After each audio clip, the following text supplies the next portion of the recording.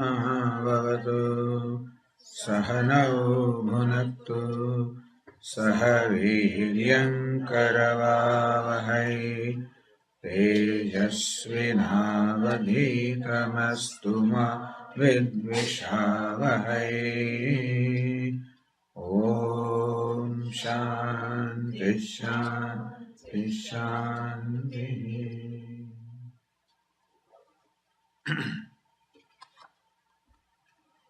Question. Swamiji, how do you really practice to continue Vedanta? How do you daily practice to continue Vedanta? Meaning, I don't know what is intended by this question. How do you daily practice to continue Vedanta? Number one, you can make it your routine to daily listen to some Vedanta, listen to some CD, watch DVD, whatever. And so let that be a part of the routine, daily routine, for half an hour, 45 minutes. And the way to listen would be, of course, you can listen to while you're commuting in the car, which is also fine. But the quality listening takes place when you're at home.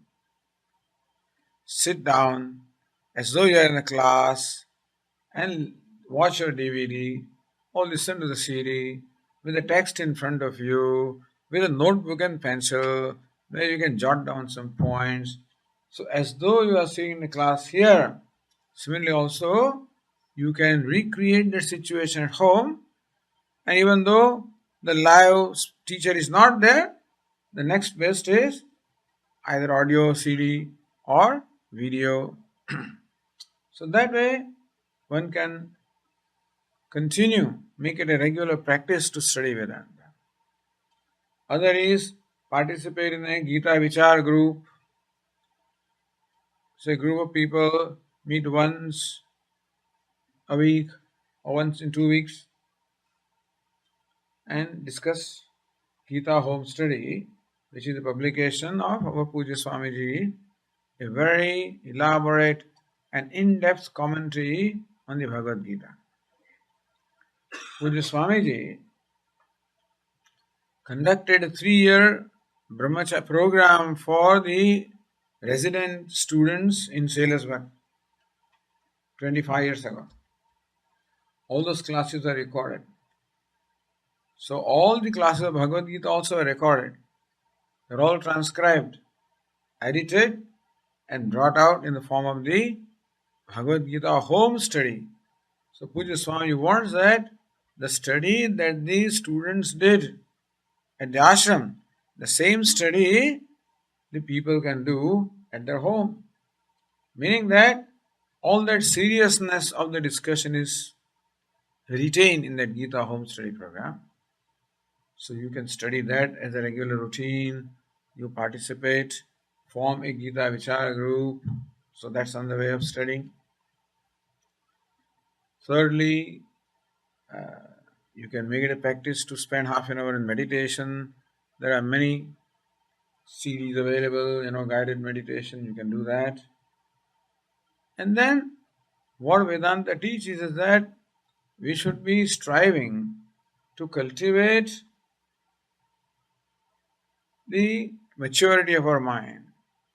In the 15th chapter we recite Nirvana Mohaha Jitasanga Doshaha. In the 15th chapter, Lord Krishna says, those who are free from pride and delusion. Jitasanga Doshaha, those who have conquered the defect of attachment. Meaning that those people who are not tempted even in presence of the objects of pleasure, who have mastered the attachment. Adhyatma Nityaha, those who regularly study and contemplate upon the self. Vinivritta Kamaha, those who are free from the binding desires.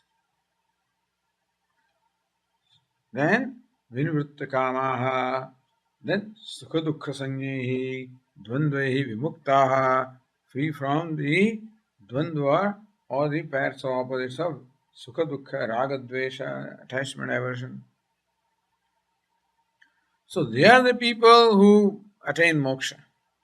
Meaning that this is the preparation of mind which is extremely important. So while we study Vedanta, which is mainly an intellectual pursuit, we should also be constantly working on our mind to gain the emotional maturity or the purification of mind by cultivating the values prescribed in the Gita and elsewhere. So then Vedanta becomes 24/7. Amaritvam, Adamvitvam, free from pride, free from pretentiousness, non-violence, forgiveness, honesty. So am I following these values? Where do I slip? Whenever I get controlled by my impulses such as anger, then I'm unable to follow these values. Just observe the mind, understand the functioning of the mind, understand what inner impulses are there, what the causes are there, how to resolve them. That can be a constant, ongoing process. The student of Vedanta constantly watches the mind. Not only watches, not just Sakshi, understands the various thoughts or emotions arising in them, understands the causes of them, and seeks to remove the cause and neutralize those impulses so that mind gains tranquility. All study and practice of Vedanta. And many other things can be said, but briefly, this is what we can say.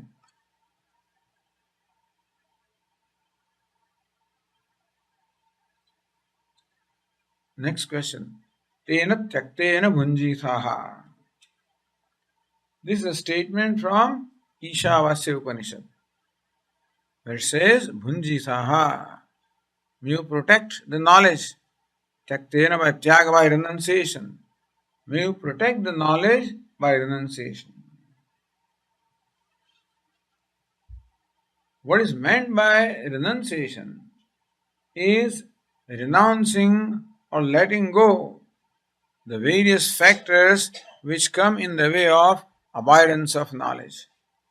Even if we have the knowledge, it is necessary that we have abiding knowledge, meaning that it becomes a spontaneous knowledge. And there are many obstacles.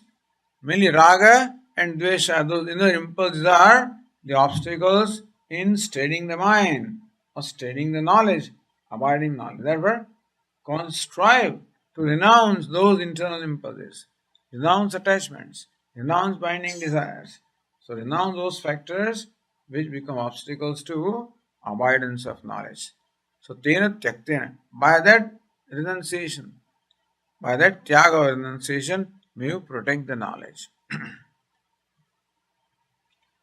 So, does devotion protect the knowledge of the self? Well, devotion also will, because in devotion also there is a constant thought of the Lord, or in Ramana Maharshi's way, constant thought of the self. So, generally, devotion is a constant remembrance of Ishvara. For Ramana Maharshi, devotion is constant remembrance of the self. Soham, that I am. So, that also will protect the knowledge. But in Ishavasya, what is meant by renunciation is renunciation of all the attachments and desires, because they are an obstacle to the avoidance of knowledge. So that is what is meant in the Ishavasya Upanishad.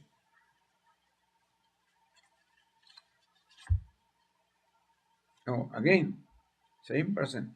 Ishavasyam idam sarvam yat kincha jagatyam jagat.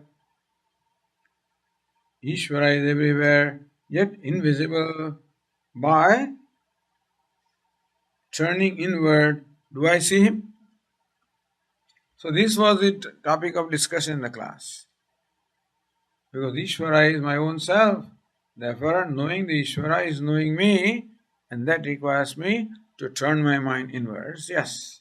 So, this is what was discussed in the class today. As Upadesa Saram says, Hrusthale manasvasthata kriya. Whose Hrusthale manasvasthata, an abidance of the mind in the heart, in the self. That is the liberating knowledge.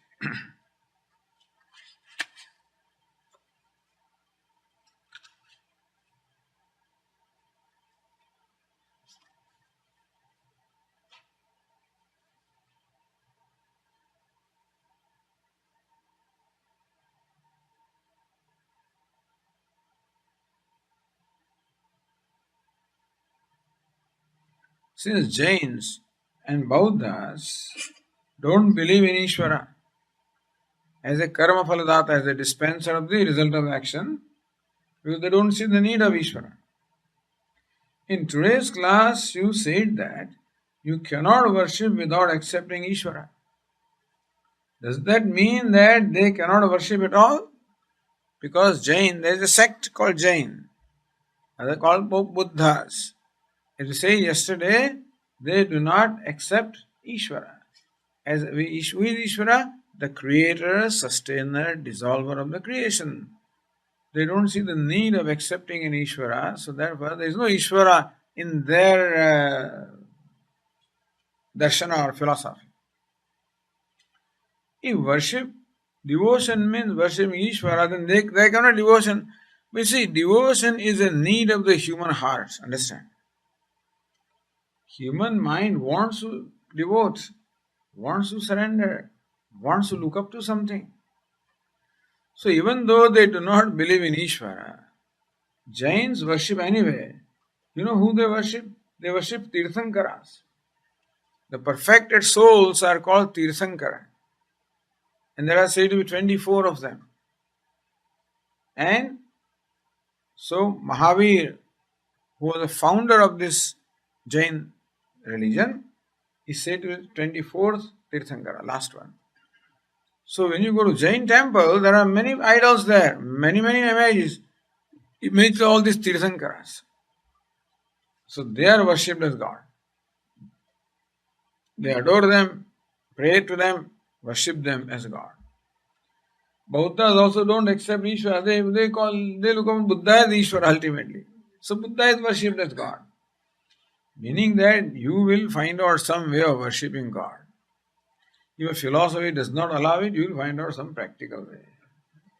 And otherwise, there are no temples in Jainism. This Jainism began as Digambara. Means originally they were naked people. That kind of a tremendous self-control they had and freedom from identification of the body. So there is no question of any temples, etc. Or their main means is penance, tapasya, austerity and penance. And of course knowledge through that. But later on, that Digambara means those who are naked. That's what Shankaracharya always refers to. Because by then only they may be there still. And then we have the Shvetambara, those who wear white clothes, Shvetambara. In there also there are two. The Sthanakavasi and Deravasi means those who believe in temples and worship in the temples. There are the others who don't have temples and that kind of worship they don't have. Still they have prayers and very elaborate ritual things like that. But rituals in the form of that worship is not there. So, as I said, Jains ultimately worship Buddha also did not have any god, but his followers make Buddha God. Mahavir didn't have a god, his followers make him the god and worship.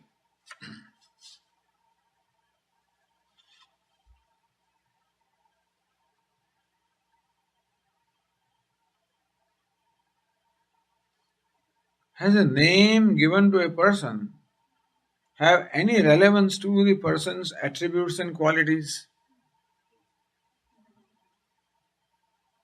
Supposedly it is meant to be, but then That is why when we read in our Puranas that when the four sons were born to King Dasharatha, then sage Vasishtha is called to give them names. And he gives them names according to their attributes. So also sage Garga is invited to name these brothers Krishna and Balarama. So when this kind of sages give names, I can then see they see through. And what is an appropriate name is what they give. When we give name, we give fancy names that sound good and that this good, and at least in our times, names are given which meant good, which had a good meaning. Nowadays they should sound good, that's all. They become meaningless names. So, but they say that a name does have an influence upon the person. Because whatever be the meaning of the name, in some way influences the person. That name is uttered again and again and again and again. He also thinks of himself through that name. So that the name supposedly does create an influence. So a good idea to have a name which has a good meaning. That were traditionally everywhere. You always give God's names to your children. So Rama, Krishna, Shiva, etc. And then different. Also, girls also will be called, Saraswati and Lakshmi and Gayatri, etc. In other cultures also they would do that. So,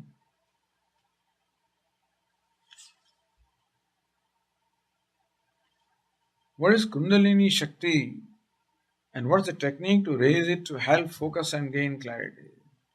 You have to go to somebody who is adept in this Kundalini. Vedantis are not, and therefore this question should be asked to a person who is competent to give you this knowledge.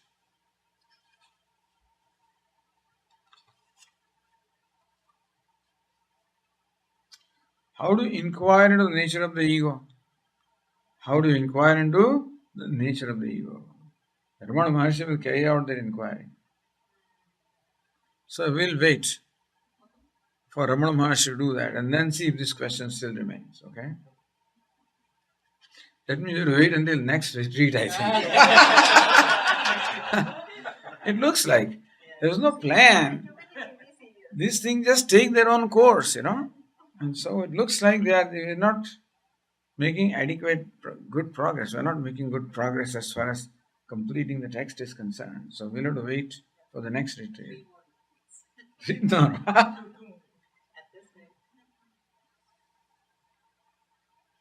What is the origin of thought? Is it due to agitations in the body? Or is it from the latent tendencies? A thought is called manifest, vyakta, when it becomes evident to us. Before that is unmanifest, avyakta. So unmanifest becomes manifest. So what is unmanifest state of the thought? The unmanifest state of the thought is called vasana. You can say that thoughts are the products of latent tendencies or vasanas.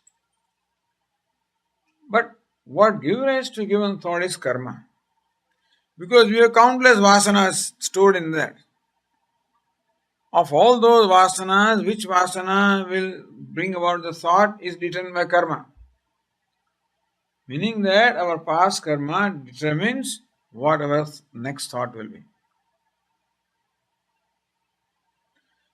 So that particular vasana is aroused to give rise to that thought.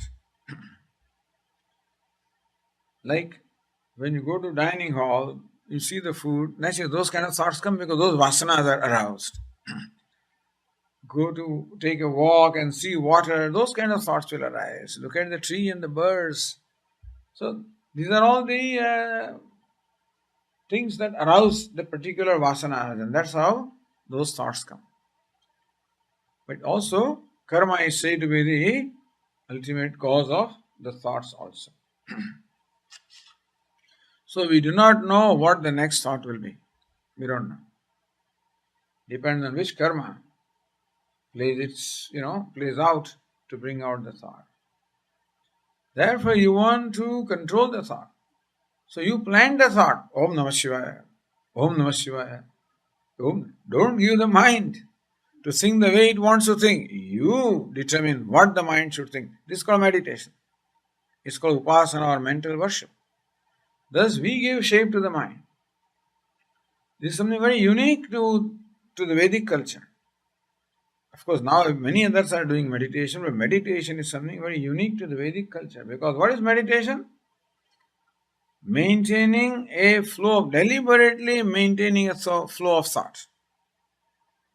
You decide what kind of thought flow you want, and you plant that thought flow in the form of a mantra, in the form of an image, in the form of any object of meditation.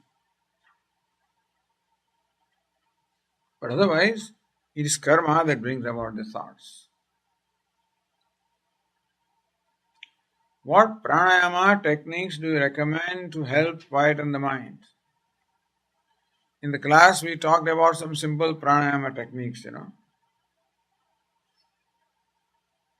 One thing we should mention, we'll mention in the class tomorrow, that even if you do not control this prana, a simpler technique is called prana vikshanam, merely observing the breathing. So that also is quite helpful in quietening the mind. Meaning, do not interfere with breathing, just observe. Feel the breath going in and coming out of the nostril. Focus attention. And slowly you find that the breathing slows down, the mind also slows down, mind becomes quiet. Therefore, observing the breath also is a very helpful technique of quietening the mind.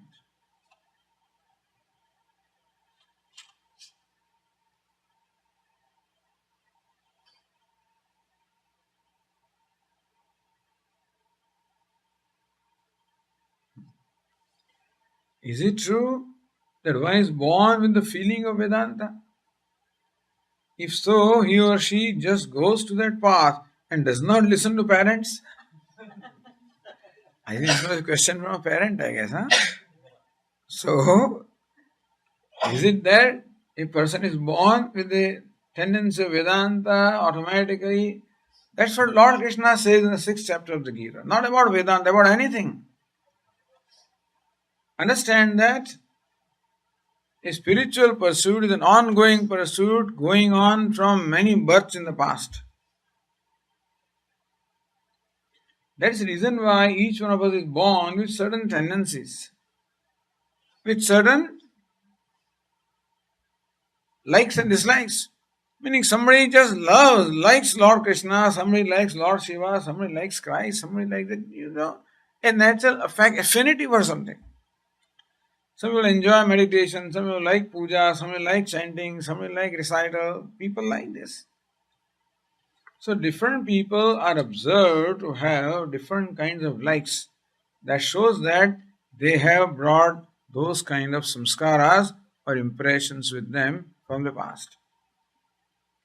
So we are born with certain samskara or impressions or tendencies, which are the result of the actions that we would have performed in the past.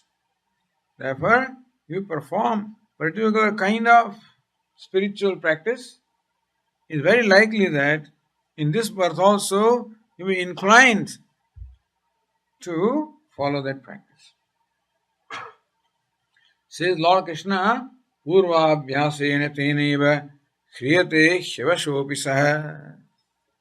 Purvabhyasena, because of the Purvabhyasa, because of the practice in the past, kriyate, he is drawn into that. A person is drawn, avasha, sometimes helplessly, meaning that without your effort, you find you are drawn towards something. So all of a sudden you see temple, and then you are drawn to that. See a person, you are drawn to that. Listen to Vedanta, you are drawn to that. Or if you are some sort of yoga, you are drawn to that. So this shows that this is an ongoing practice. Lord Krishna says that whatever you accomplished by way of your spiritual growth, that does not go waste, meaning that it comes with you. And next birth, you are born with that. It is possible that it may not show up in somebody's life for a period of time. And all of a sudden it shows up. Like Ramana Maharshi, for 16 years, he did not demonstrate anything that was, outstanding or significant. At the age of 16, all of a sudden, he was connected. So, Bada Swamiji, Swami Chinmayanand, so one of the Western female students said, Swamiji, I'm to write your biography. I want to go to a village and interview people. He says, don't go there. Don't go to a village, ask them. Because the person you will learn about is not this Swami. His past is not very glorious. He used to joke like that. Meaning that he did not display those tendencies perhaps in the earlier years. And all of a sudden, he was supposedly a journalist. And it is said that he went to Shivananda ashram to cover what is the activity of the ashram, with also a certain idea that I'm going to expose these people. So he went there and never came out. So he's taken there. Whatever is the cause by which takes him there, it's taken there. So we believe that something is working. Some force above and beyond our own will is working and guides us. So everybody will have a story to tell, which many of them told the other day. But how you came here, everybody will have his or her own story. Can you tell us about yourself later? We would love to know about yourself. About myself? When did your awakening came? In one simple sentence, all I can say is that my coming to this simply demonstrates the grace of Ishvara. There is no will, no understanding even, but you are as though guided, that's all. From one thing to the other, not knowing what to expect in the next step. But you take that step anyway. And so, you are just guided. This is my story. Nothing romantic about it. Simple. Can I ask a question related to that?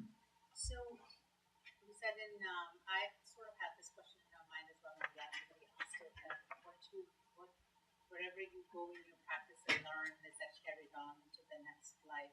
But then do you get birth accordingly to a family that will help you achieve more, or could you be born into a family and just kind of enter it?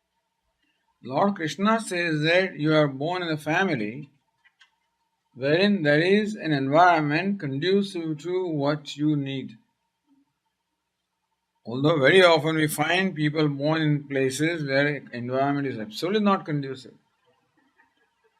Like Prahlada. You know Prahlada?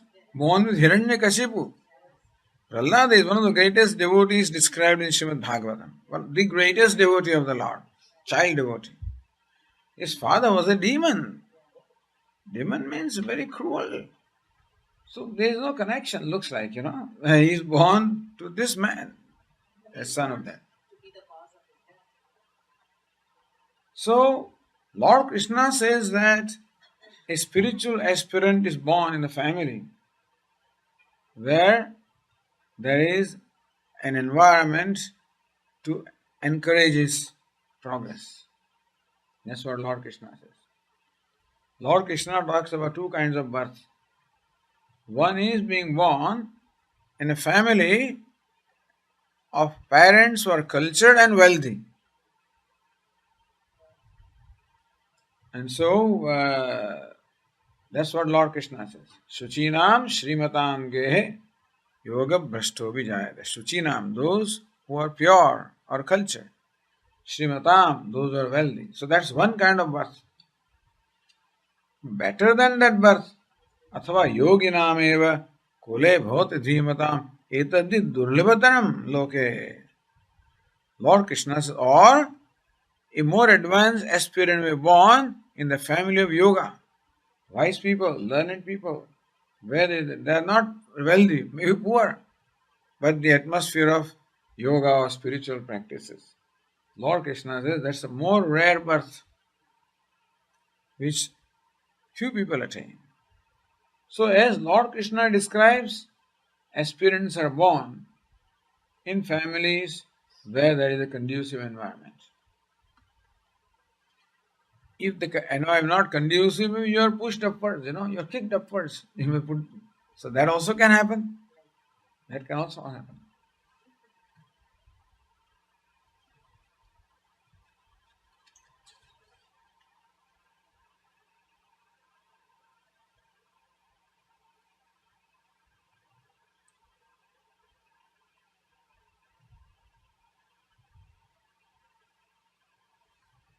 When one has been exposed to Vedanta for so many years, and still one seems to be plagued by erroneous thinking, how does one keep from wanting to give up? Meaning that you get discouraged. Having listened to Vedanta for so many years and you still find your mind having patterns of thinking which are erroneous, quite different from what Vedanta teaches, then what keeps you from wanting to give up? Well,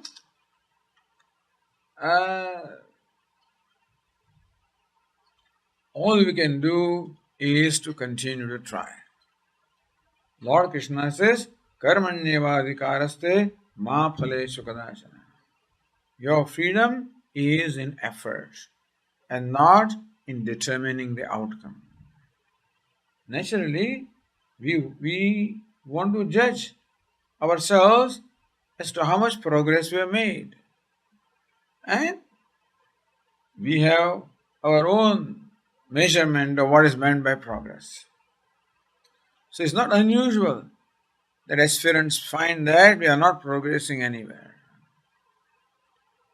But as I said, without judging ourselves, without being discouraged, Lord Krishna says, Tam vidya dukkha sanyoga vyogam yoga sannitam sanishena yoktavya yoga anirvinna chedasa. Here Arjuna, so-called yoga is really vyoga. Yoga means joining. This is really separating. Already you are joined. You are a yogi already. Joined with what? With dukkha or sorrow. So already we are, yoga means joining.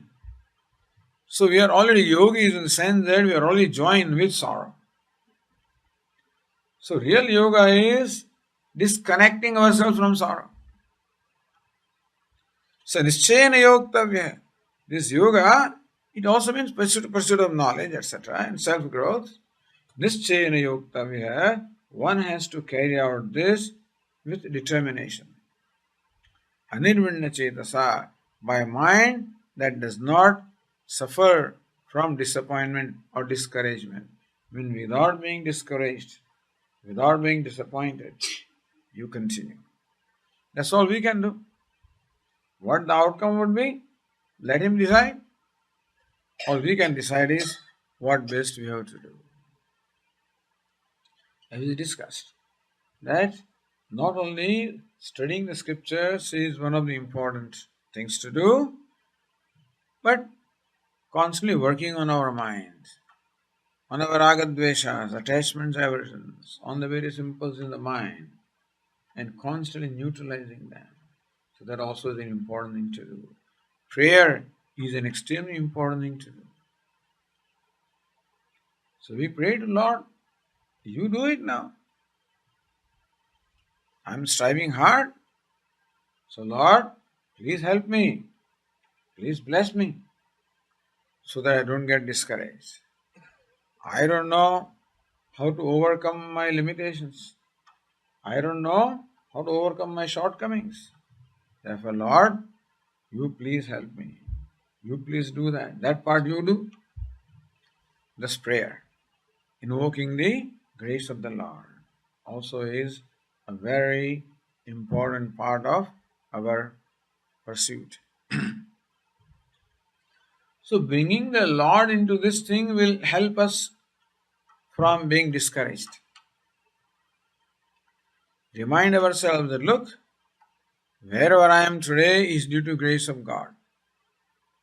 Which means that I have so far enjoyed His grace, and there is no reason why I should not enjoy His grace now or in future. That Ishvara is with me, and He will continue to guide me. I seek His grace. I seek His favorableness. Thus, recognizing the grace and prayers for the continued grace of Ishvara is important for remaining free from being discouraged. Discouragement comes because we have a tendency to judge ourselves naturally. And we judge ourselves based on whatever measuring rod we have decided for ourselves as to what I should have been, where I should have been, etc. And there is a tendency to judge ourselves generally in a negative way, being critical of ourselves. So Lord Krishna says, Uddharet Atmana Atmanam, Natmanam Avasadet. You lift yourself by yourself, do not let yourself go down. Meaning, do not look down upon yourself. Do not be critical of yourself. Be kind to yourself also. Because if we criticize ourselves, we lose the very enthusiasm of doing what we need to do. And therefore, not by kindness, we do not mean that you be, just permissiveness. That's not the point. At the same time, kindness with a commitment to do the best is what is called for here.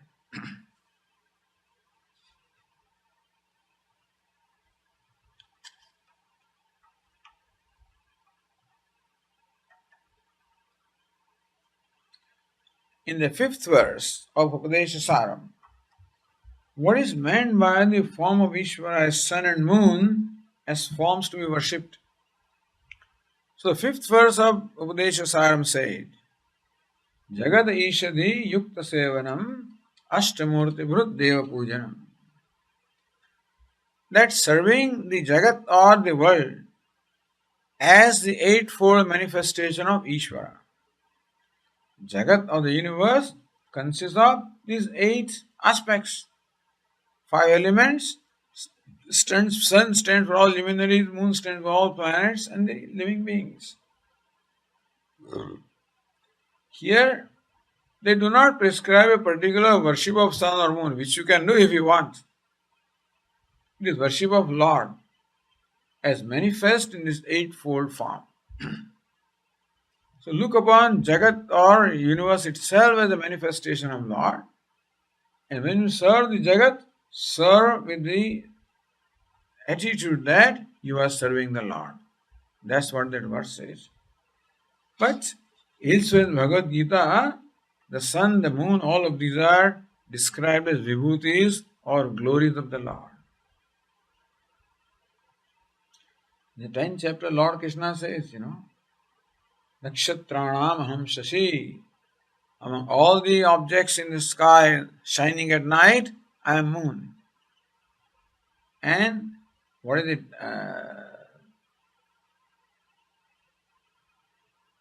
Adityanam aham Vishnu, Jyotisham Raviram Shuman. Among all shining objects, I am the sun.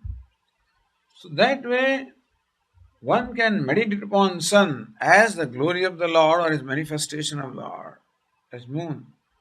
So that way also you can worship or meditate.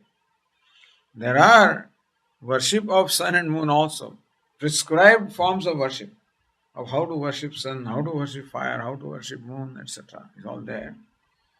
But what is meant in the 5th verse is trying to maintain the attitude that the universe before me is a manifestation of Ishvara. And an attitude of serving. call it contribution or serving the universe. But many social servants are there. But you go a step further. Not only you serve people, poor people, you serve Ishvara in that form. Whenever you are serving Ishvara, in the form of poor people, these people, whatever it is, that is your area of service. But bring Ishvara in that form.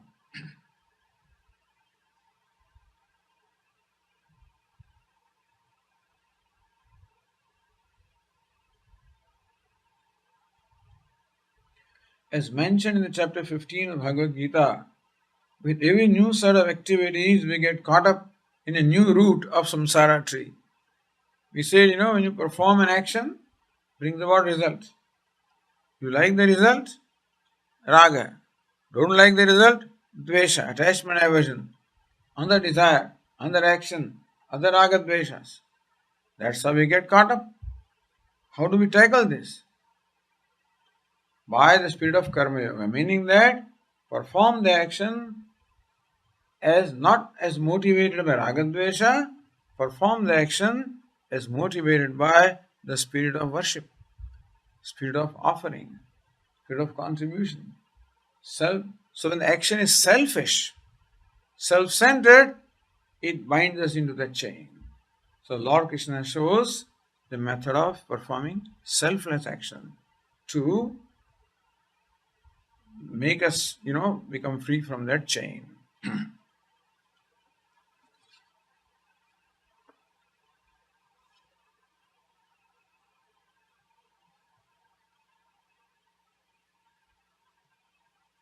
Can you please discuss guided meditation to quieten and isolate and be in the being versus sitting in silence?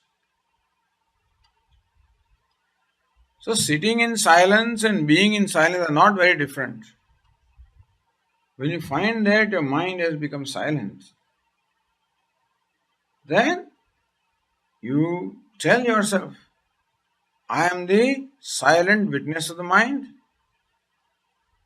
What's the nature of silent witness? Silence is the nature of the witness. So silence I am. So from being a witness of silence, you shift your attention to silence, which is the self.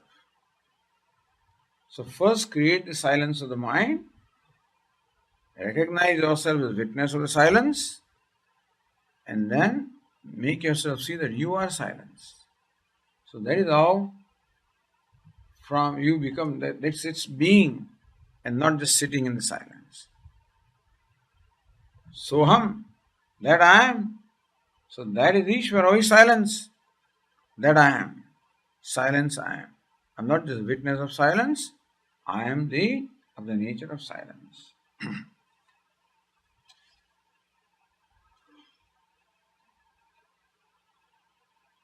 Same thing. So after becoming a witness, what's the next level of realization?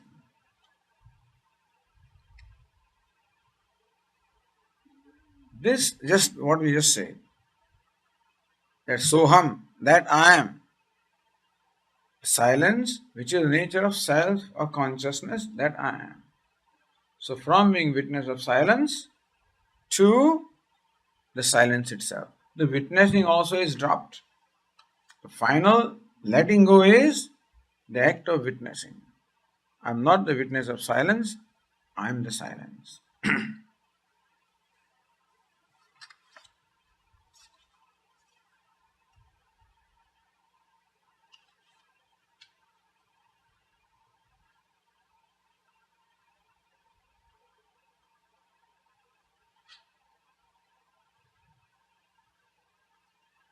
I am Ishvara.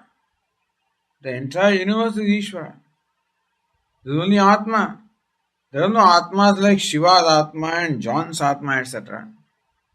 How are Ishvara and Atma related? This is yesterday's question, I guess.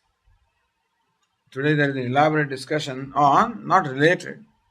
Ishvara and Atma are not related. Gold and Bengal are not related. Bengal is not related to gold.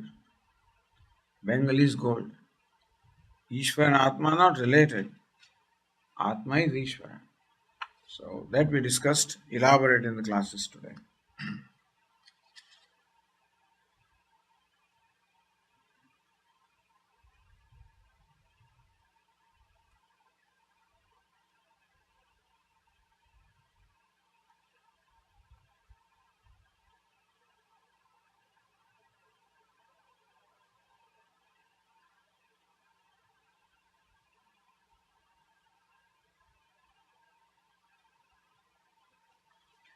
So you please explain the difference between I am part and parcel of Ishvara, like drops of river water flowing within the vast ocean. That's one statement. And I am Ishvara or Brahman.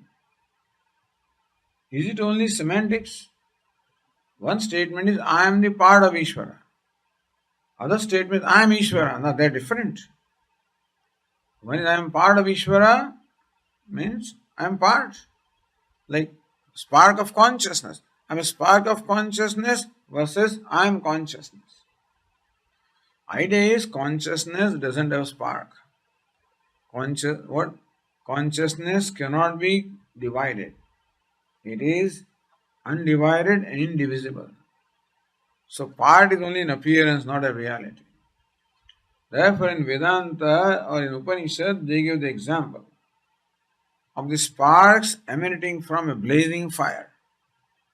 Yatha sudiptat pavakat visfulingaha sahasrasha pravante sarupaha.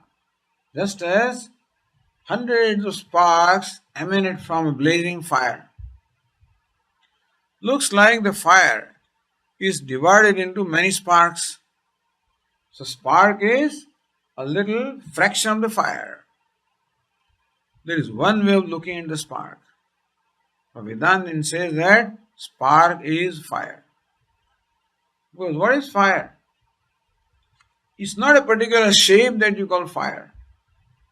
What is fire? Fire is the principle of heat and light. If you draw a picture of a flame, that's not fire. What is fire? Heat and light. Then what is spark? Heat and light. So as far as the nature of fire is concerned, which is heat and light, what you call fire and what you call spark are one alone. From the standpoint of the size, spark is a very tiny thing. But tininess does not belong to fire. Tininess belongs to that carbon particle. So fire associated with the carbon particle is called spark. So that tininess doesn't belong to fire. Tininess belongs to the upadhi, to the little particle of wood. So spark also is fire. Spark is not part of fire.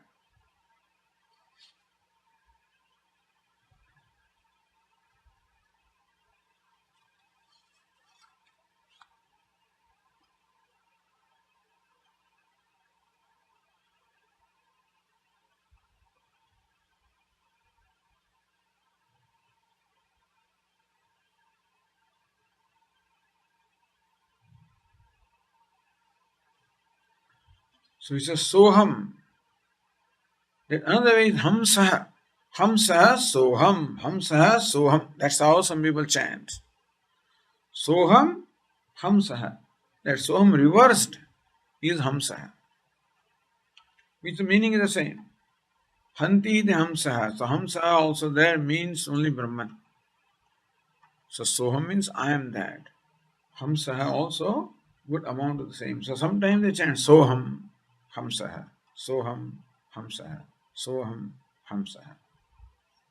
Breathing out, breathing in. Which also is okay.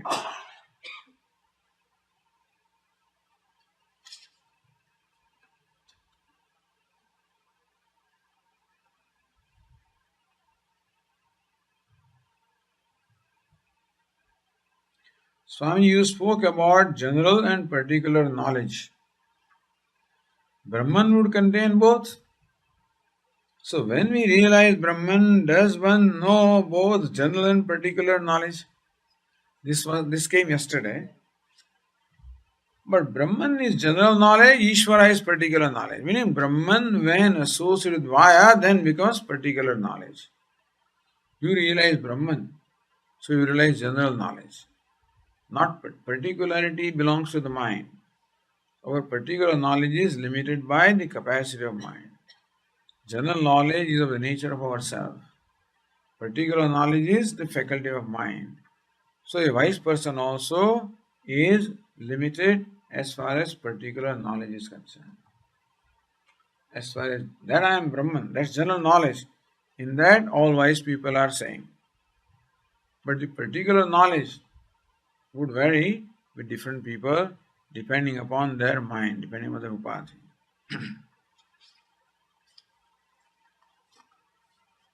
Okay, we have completed our curriculum, our course.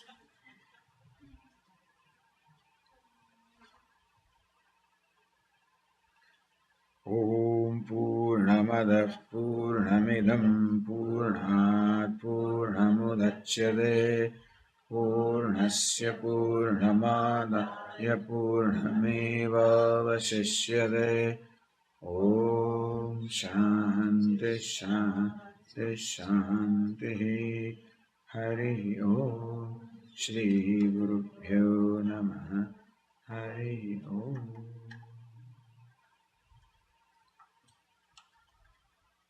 Avyomabhumir न तेजो न वायुः चिदानन्दरूपः शिवोऽहं शिवोऽहं चिदानन्दरूपः शिवोऽहम् न च प्राणसंज्ञो न वै पञ्चवायुः न वा सप्तधातुर्न वा पञ्चकोशः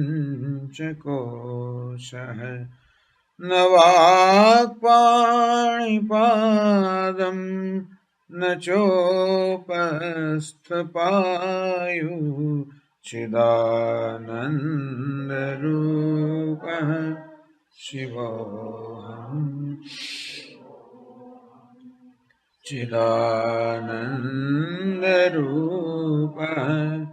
शिवोऽहं न मे द्वेषरागौ न मे लोभमोहौ मदो नैव मे नैव मात्सर्यभावः न धर्मो न चार्थो न कामो न मोक्षः चिदानन्दरूपः शिवोऽहं शिवोऽहम् रूपः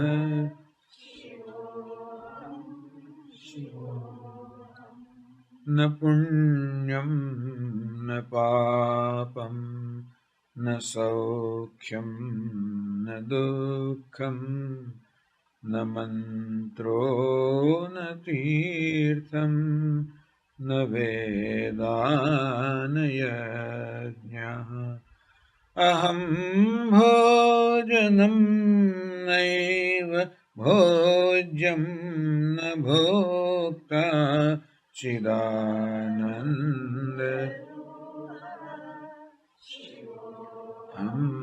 शिवोऽहं चिदानन्दरूपः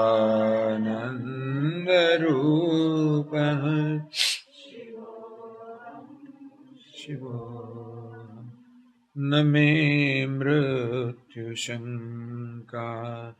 न मे जातिभेदः पिता नैव मे नैव माता न जन्म न बन्धुर्न मित्रं गुरुर्नैव शिष्यः चिदानन्दरूपः नन्दरूपः शिवो चिदानन्दरूपः शिवोऽहं अहं निर्विकल्पो निराकाररूपः विभुर्व्याप्य सर्वत्र सर्वेन्द्रियाणां सदा मे समत्वं न मुक्तिर्न बन्धः चिदानन्दरूपः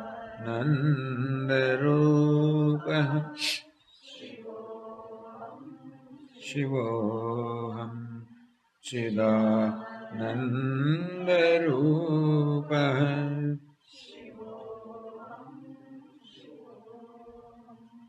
शिवोऽहं शिवोऽहं शिवोऽहं शिवोऽहम्